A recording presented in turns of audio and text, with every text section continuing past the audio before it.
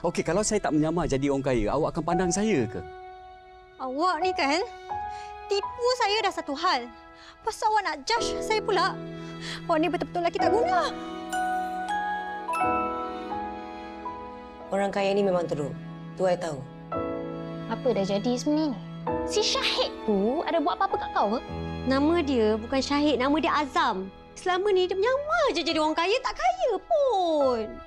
You buat apa kat sini sebenarnya? Saya datang sebab nak balas dendam. Jap. Apa plan kau sebenarnya? Buat dia malu balik macam mana dia buat aku malu hari tu. So, you pakai macam ni sebab you nak balas dendam? Kalau saya nak dia pandang saya kenalah masuk dalam dunia dia. Kalau nak jadi orang kaya ni, bukan pasal baju apa yang you pakai.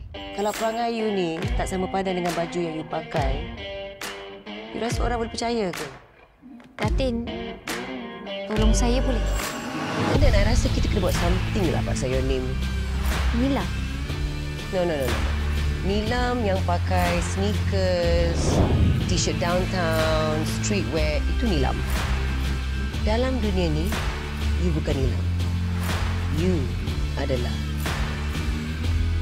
Awak nak cakap saya pula lah yang salah faham? Ya, memang awak salah faham sebab awak ingat saya Syahid.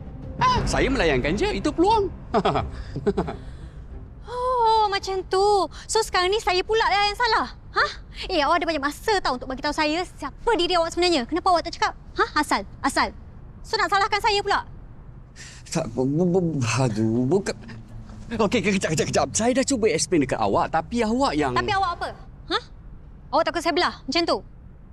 Okey, kalau saya tak menyamar jadi orang kaya, awak akan pandang saya ke? Lagi satu, awak sendiri yang gunakan saya untuk masuk kelab ni tau. So mengaku je lah kalau saya tak kaya, awak takkan pandang pun saya. Awak ni kan...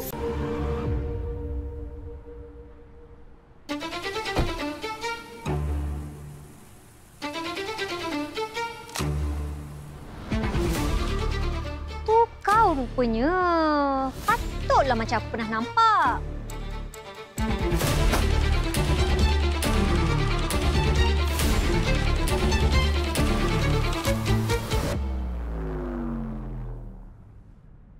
Cleaner Pergi sikit boleh?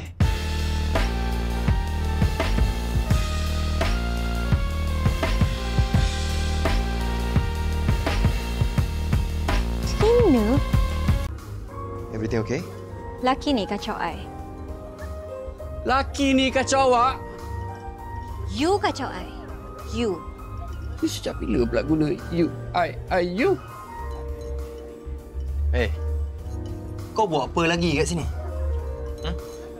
Hari tu kau datang sini, bawa perempuan kampung mana entah. Sekarang ni kau nak kacau perempuan kat dalam ni pula. Aku nak bawa dia balik. Security! Security. Bawa dia keluar berambut daripada sini. Bawa monyet ni keluar. Bob. Bubu, kita kawan dengan Bob.